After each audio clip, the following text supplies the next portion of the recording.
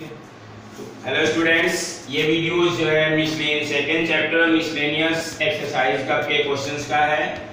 पीछे क्वेश्चंस आप लोगों को टॉपिक बता करके ऑलरेडी भेजा जा चुका है, लेकिन इसमें मिसलेनियस क्वेश्चन थोड़ा सा कंपैरेटिवली उनसे ज़्यादा ध्यान देने वाला था, इसलिए मैं आपको इसका वीडियो बना रहा हूँ।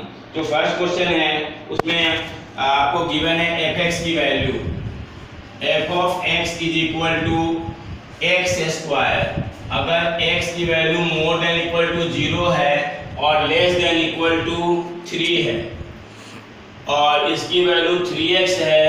अगर x की value more than equal to 3 है and less than equal to 10 है। अब आपको इसके हिसाब से एक रिलेशन बताना है।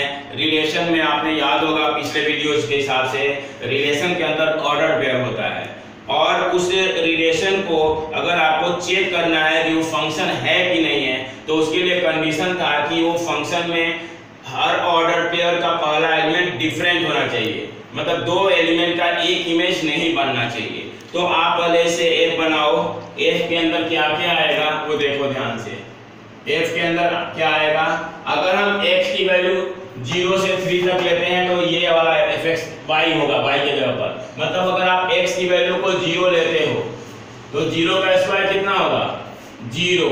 अगर आप 1 लेते हो तो 1 का स्क्वायर 1, 2 लेते हो तो 2 का स्क्वायर 4, 3 लेते हो तो 3 का स्क्वायर 9। अब आपको 3 से ज्यादा अगर नंबर लेना है तो आप फिर दूसरे वाले ग्रुप में आ जाओगे। तो फिर यहाँ भी 3 से ही शुरू है, तो अगर हम दोबारा 3 लेते हैं तो 3 × 3 9 ही आएगा। तो एक चीज आपको बता दूं, आपने पढ़ा था कि सेट के अंदर कोई भी एलिमेंट रिपीट नहीं हो सकता है, ये पूरा का पूरा रिपीट हो रहा है।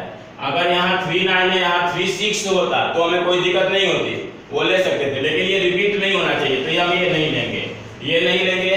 तो अब आप बात करते हैं 4 रख के, तो 4 पर क्या आएगा, तो देखो यहाँ पर x का स्क्वायर होता था, यहाँ पर x को 3 से मल्टीप्लाई करना है, तो 3 4 3 12, और 5 पर 5 3 15, और 6 पर तो 6 3 18, 7 7 21, 8 24, 9 27, और 10 तो 10 3 30। अब ये आपने f लिख दिया, यानी आपने फंक्शन रिलेशन लिख दिया। ये रिलेशन है बच्चों, ध्यान रखना, रिलेशन का नाम यहाँ पर f है। अब आपको बताना है कि ये रिलेशन फंक्शन होगा या नहीं होगा। तो देखो इसमें ये पहले एलिमेंट को पढ़ो, पहला एलिमेंट अगर रिपीट हो गया तो फंक्शन नहीं होगा। देखो 0 1 2 3 4 5 6 7 8 9 10। क्या कोई एलिमेंट रिपीट हुआ?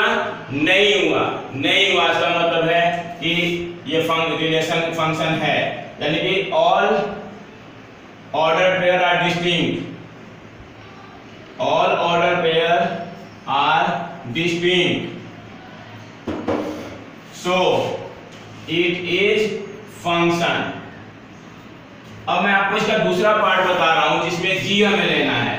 तो g में क्या आएगा, तो देखो g के सिचुएशन में आपके सामने है g of x is equal to, पहला है x स्क्वायर। अगर पहला है आपका x स्क्वायर, अगर आपका f जो है x जो है जी x स्क्वायर 0 से 2 के लिए 0 is less than equal to x is less than equal to 2, और जो दूसरा है वो 3x है। 0 इज x जो है वो 2 से बड़ा है और 10 से छोटा है, 10 या 10 से छोटा है। इनमें अंदर सिर्फ इतना है कि यहाँ पर 2 तक था, यहाँ पर इसमें 3 का था, इसमें 2 पर ब्रेकअप हो गया। तो देखो इससे इसका क्या अंतर पड़ता है। अब आप 0 के साथ लोगे 0 स्क्वायर 0, 1 स्क्वायर 1, 2 स्क्वायर 4। अब जब यहाँ पर हम 2 रखेंगे, ध्यान रखना, यहाँ पर क्या हुआ था 3 का स्क्वायर भी 9 आया था और 3 3 9 आया था, लेकिन यहाँ 2 का स्क्वायर 4 आ गया। यहाँ पर 2 रखेंगे तो 2 और 6 आएगा, तो इसलिए ये अलग अलग पद आएगा। इसका दोनों ऑर्डर पेयर सेम नहीं है। आपने इक्वल सेट में पढ़ा था ऑर्डर पेयर सेम तब होता है जब दोनों एलिमेंट सेम हो। अब हम बात करते हैं 3 का, तो 3 पर 9, या 3 टाइम्स लेना है सब में। 4 का 12, 5 का 15, 6 का 18, 7 21, 8 24, 9 27 और 10 का 30।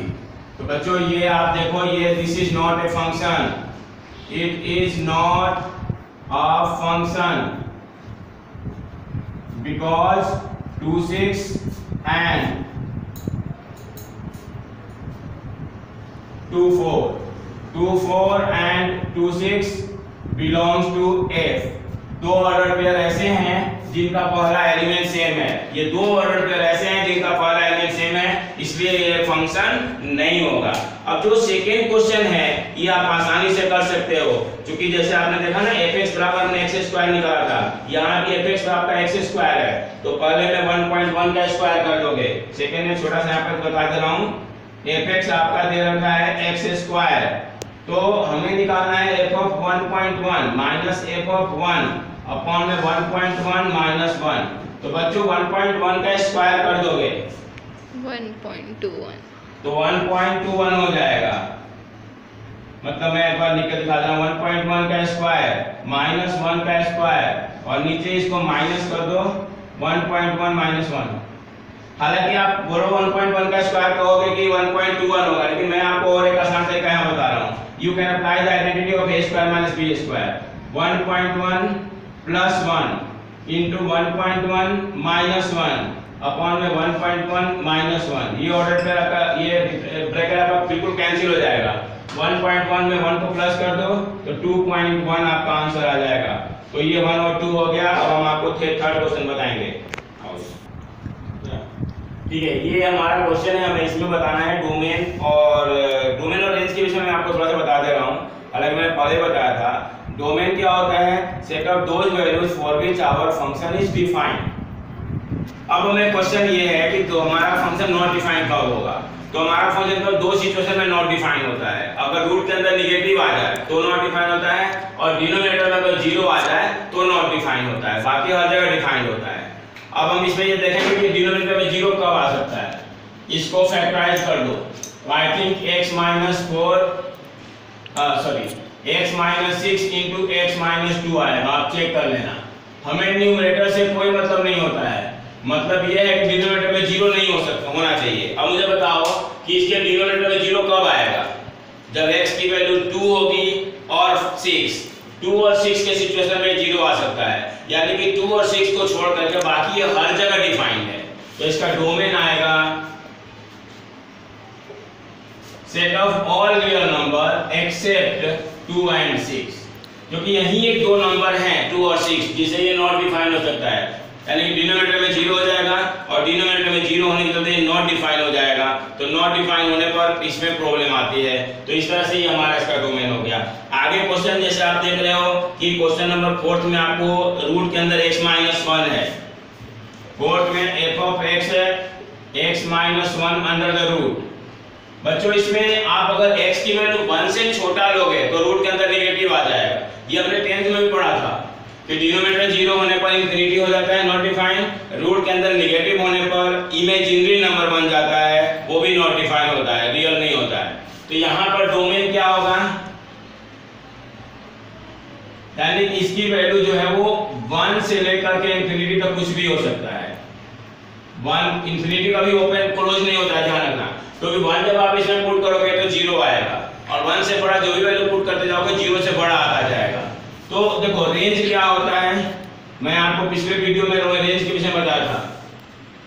डोमेन है जो वैल्यू पुट करने पर फंक्शन डिफाइंड हो, और रेंज जो हम इनपुट करते हैं और आउटपुट जो निकलता है वो रेंज कहलाता है। तो रेंज इसमें हमारा 0 से शुरू होकर के और इंफिनिटी तक जा सकता है, 0 क्लोज और ओपन इंफिनिटी। तो इस तरह से ये क्वेश्चन नंबर हमारा 4th हो जाएगा। ऐसे ही आपका क्वेश्चन नंबर 5th हो जाएगा, 6th हो जाएगा। 7th क्वेश्चन जो है आप ध्यान से देखो, बहुत ही आसान है। एग्जांपल नंबर आपका एक है इसमें, एग्जांपल नंबर 16 है। बिल्कुल सिंपली आपको अगर मान लो कि f plus g of x निकालना है, f plus g of x निकालना है। ये क्वेश्चन नंबर मैं आपको 7th के लिए हिंट दे रहा हूं। तो a plus g of x का मतलब हो जाएगा fx प्लस gx।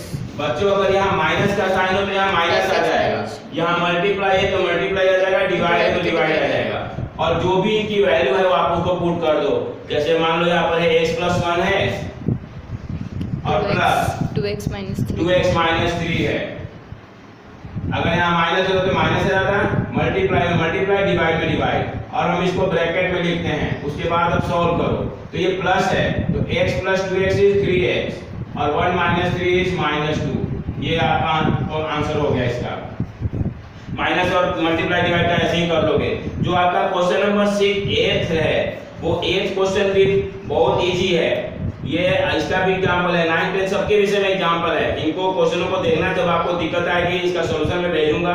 आपको जब दिक्कत आएगी तो आप इसको मेरे को बताना, मैं बता दूंगा इसको दोबारा से दूसरे वीडियो में। एक क्वेश्चन मैं और बता दे रहा हूँ, वो ज्यादा इंपॉर्टेंट है, तो उसके बेस पर फिर आपके सारे क्वेश्चन हो जाएंगे। जो आप क्वेश्चन नंबर 8 देख रहे हो, जिसका पर कि आपको मिसलेनियस में ये 45 नंबर पेज पर एग्जांपल नंबर 20 भी है सेम। अब इसमें जो 1 2 लिखा होता है, ये 1 1 लिखा होता है। मैं आपको बता दूं इसका मतलब क्या होता है। इसका मतलब होता है f of 1 is equal to 1। अगर मान लो कि 0 minus 1 लिखा है तो इसका मतलब है f of 0 is equal to minus 1। अब इस क्वेश्चन में हमारे पास जो फंक्शन दे रखा है f of x की वैल्यू दे रखा है ax plus b। तो बच्चों देखो ये कह रहा है कि अगर आप x के जगह पर 0 पुट कर रहे हो, ध्यान से देखो, x के जगह पर आप 0 पुट कर रहे हो तो इस पूरे f0 के जगह पर -1 आएगा। तो हम यहाँ पर रख रहे हैं f of 0 a into 0 plus b, और f0 की वैल्यू क्या है -1। तो -1 is equal to a into 0 0 हो गया और प्लस में b, तो b की वैल्यू आ गई -1। दूसरी बात हमारे पास f1 बराबर 1 दे रखा है, तो f1 जब हम इसमें निकालेंगे x के जगह पर 1 रखेंगे तो ये हो जाएगा a into 1 और प्लस में b। और बच्चों f1 की वैल्यू क्या है 1, यानी 1 is equal to a1 यानी कि a, और प्लस b की वैल्यू क्या निकाली है -1। अब ये -1 लेफ्ट में ले आओ तो 1 plus 1 is equal to a, यानी a की वैल्यू 2 आ गया और b की वैल्यू हमारा -1 आया था। अब अगर हम दोबारा से f of x लिखना चाहें जो कि ax plus b है, तो हमारे को f of x की वैल्यू मिल गई 2x minus 1। तो ये लीनियर फंक्शन हमने निकाल दिया। अब आप इसके क्वेश्चंस को करना और इसके जो 13 मिनट, हाँ, इसके इस क्वेश्चन को करना और इसके जो एग्जाम्पल्स है वो करना। आप जब एग्जाम्पल नंबर 19 को देखोगे तो आपसे क्वेश्चन नंबर 9 बड़े इजीली हो जाएगा। और वैसे भी इसमें यस और नो और ट्रू और फॉल्स बताना है। जो क्वेश्चन नंबर 10 है उसमें भी वही बात है, और 11th और 12th इसके मैं आपको सॉल्यूशन भेज दूंगा। आप उसको चेक करना, आपको जहां दिक्कत आएगी समझने में वो मुझे बताना, मैं उस क्वेश्चन का वीडियो बना करके आपको छोटा सा भेज दूंगा। 13 मिनट 36। इस तरह से हमने चैप्टर 1 और चैप्टर 2 ऑलमोस्ट कंप्लीट कर लिया। आपको मैं इसके ऊपर कुछ एमसीक्यू के क्वेश्चन भी भेजूंगा ताकि आप प्रैक्टिस करते रहना। एक वीडियो नेक्स्ट आपको 2-3 दिन के अंदर आपको 4th चैप्टर का मिल जाएगा, वो भी बहुत आसान है।